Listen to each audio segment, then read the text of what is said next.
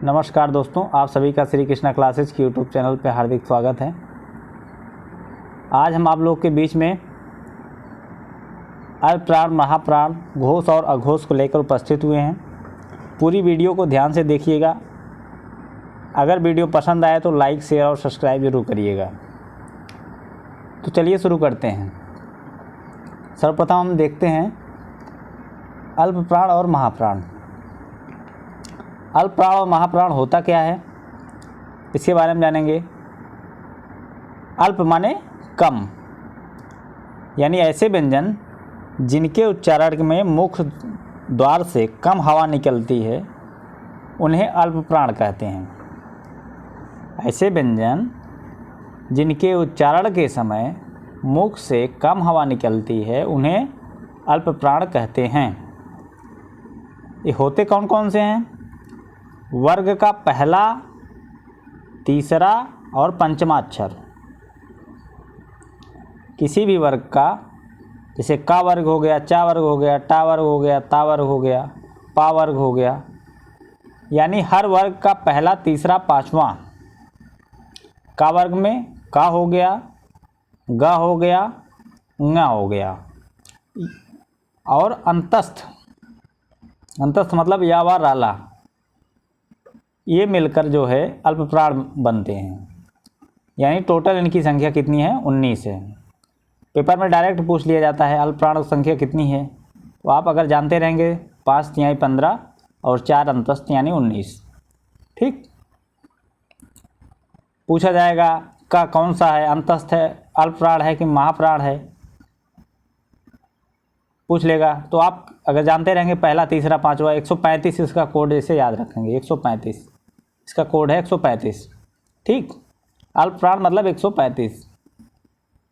आप अपने हाथ की उंगली से भी इसको पता कर सकते हैं। बस आप पांचों सेट कर लीजिए, पहला, दूसरा, तीसरा, चौथा, पांचवा, उसी हिसाब से अल्पप्राण, महाप्राण आप बता सकते हैं। ये है ट्रिक। दूसरा महाप्राण। महा मतलब अधिक या ज़्यादा, यानी ऐसे व्यंजन जिनके उच्चारण के समय मुख से हवा ज़्यादा निकलती है या अधिक निकलती है उसे महाप्राण वर्ण कहते हैं। ये कौन कौन से होते हैं?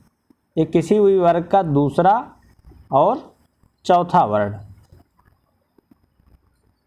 प्लस ऊष्म व्यंजन यानी श, श, स, ह, यानी इनकी संख्या कितनी हो गई?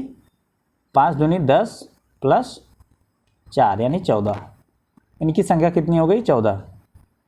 ठीक है, आया बात समझ में? अल्पप्राण, महाप्राण कितना हो गए? अल्पप्राण की संख्या 19 हो गई और महाप्राण की संख्या 14 हो गई। अल्पप्राण में मुख द्वार से कम हवा निकलती है, महाप्राण में मुख द्वार से अधिक हवा निकलती है। आप अपने हाथ को मुख के पास ले जाकर भी इन चीज़ों को महसूस कर सकते हैं। ठीक है, चलिए अब आगे देखते हैं घोष और अघोष। घोष और अघोष। ठीक, घोष और अघोष क्या होते हैं? इनको, घोष को हम सघोष भी कहते हैं। अघोष कौन कौन से होते हैं? पहला और दूसरा, किसी भी वर्ग का पहला और दूसरा वर्ण प्लस श, स, स, तीनों स हो गए। इनकी संख्या कुल 13 हो गई।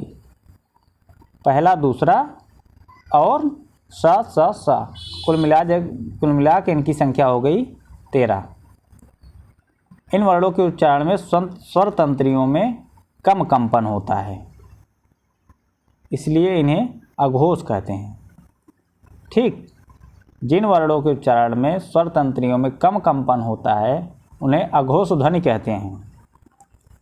और दूसरा सघोष। एग्जाम में पूछ लेगा कि चा कौन सा, सघोष है कि अघोष है? चा वर्ण कौन सा वर्ण है, यानी सघोष है कि अघोष है? तो आप जब जानते रहेंगे पहला, दूसरा जो है अघोष है, तो यानी चा पहला अक्षर है, इसलिए ये अघोष वर्ण है। ऐसे डायरेक्ट क्वेश्चन बनते हैं। दूसरा सघोष। तीसरा, चौथा, पांचवा। वर्ग का तीसरा, चौथा, पांचवा प्लस अंतस्थ। अंतस्थ मतलब या, व, र, ल, अंतस्थ मतलब या व र ल, ठीक।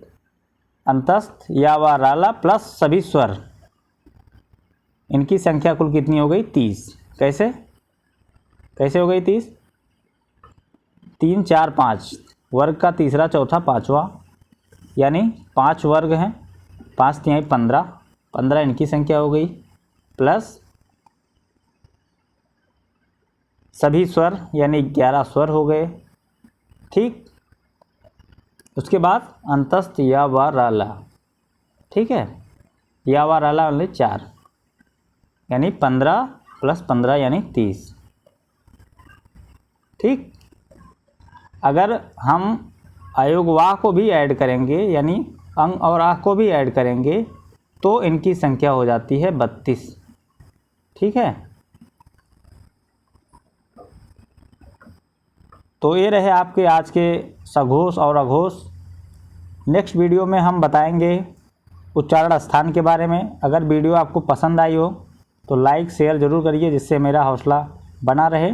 धन्यवाद।